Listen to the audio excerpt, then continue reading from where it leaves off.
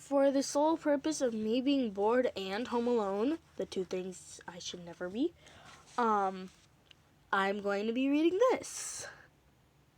It's going to be terrible. It's a Sunday afternoon, and you and your boy best friend, secret crush, have been sending sexual TikToks back and forth as a joke because it's just your two's humor. When you actually mean them. He said, wait, I like girls.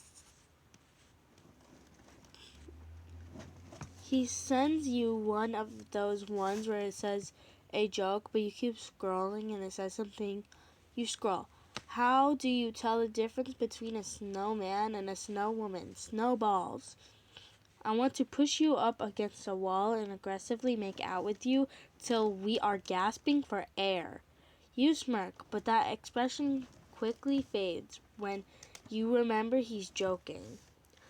You two keep sending the videos back and forth till the night comes, and it's now 1 a.m. He finally texts you good night, love you. You feel your heart jump, and you look at the message. Just then, feel it sunk, as you know he is just saying it in a friend way. You reply back with, love you too, good night. You wake up a little bit later as usual and are rushing to get to school on time, but your sibling is in the only toilet in the house. Oh my god, I hate that. Just let me use the bathroom, god damn. And they don't even go to school anymore. You bang down the door and they finally come out. Jesus, calm down, they say and walk out the bathroom as slow as humanly as possible. You finally get ready and run to school to meet your best. Wait, if they don't go to school anymore, why are they in that house? As slow as humanly as possible. You finally get home and run to school to meet your best friend at the park. And you two are walking. You keep going on about him and how you two were messaging last night. Your best friend is the only person who tools about your crush and what you two are up to. You go on about how you have double Spanish and that's the only class where you sit next to him. And that's your favorite part of the day.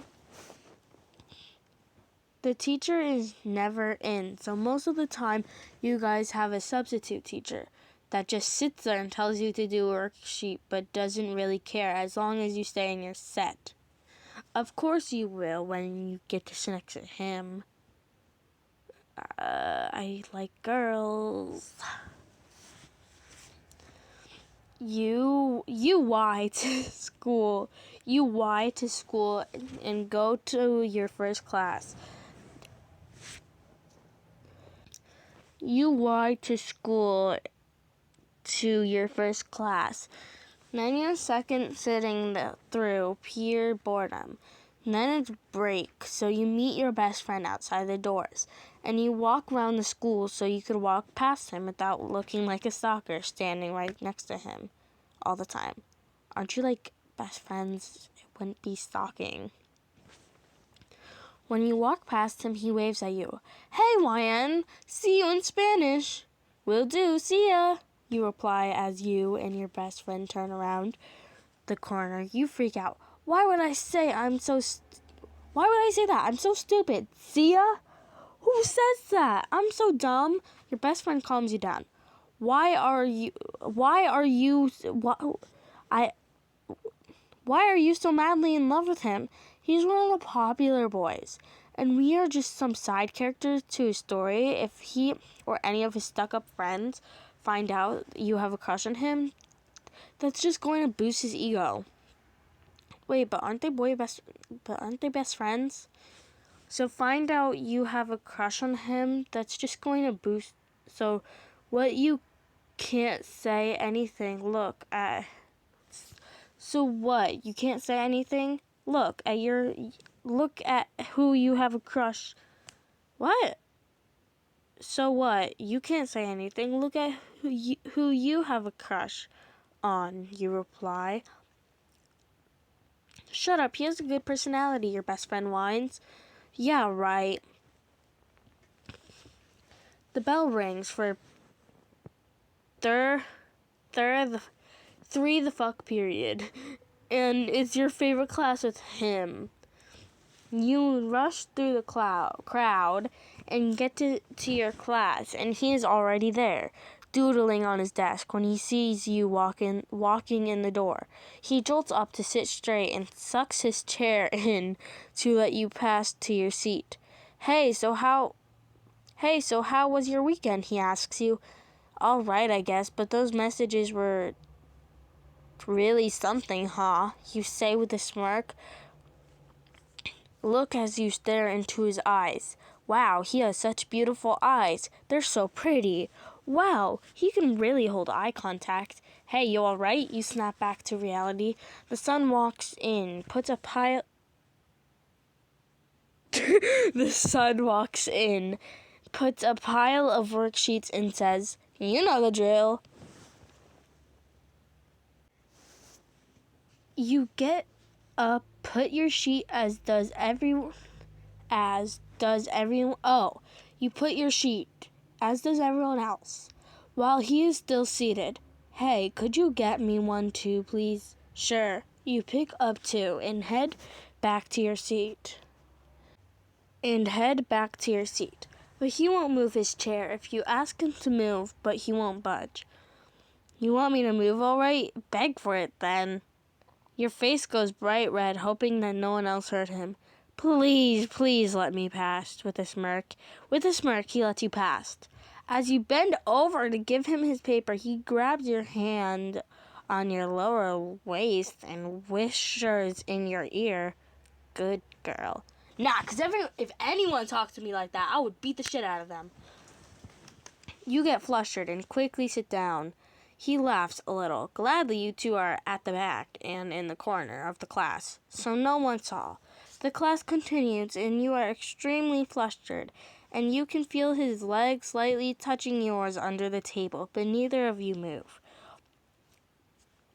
All of a sudden, you can feel his cold hands start trailing up your thighs and under your skirt.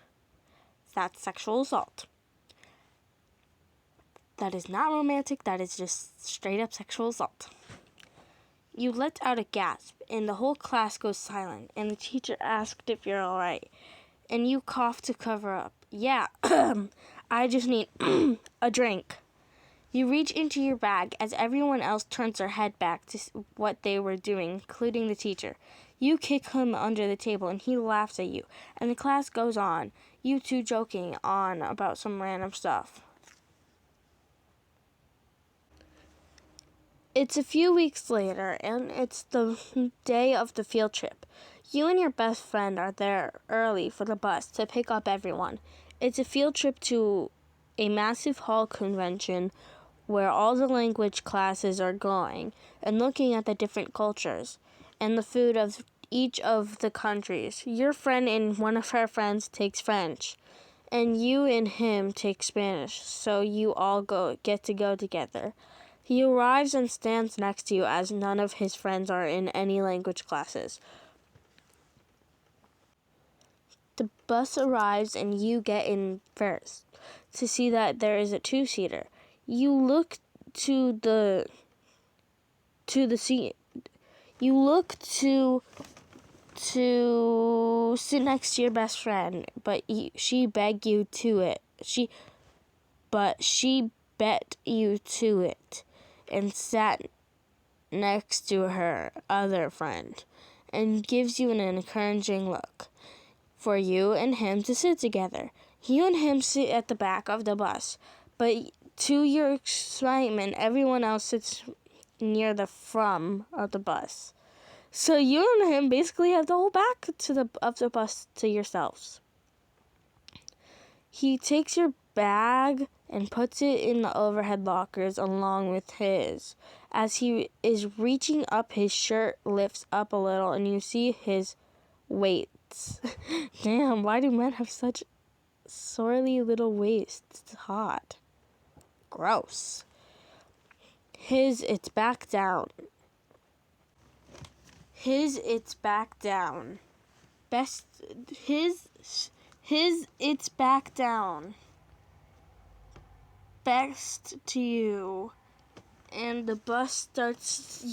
You're in the road now. Your hand is resting on the armrest, and you have your earphones in listening to music.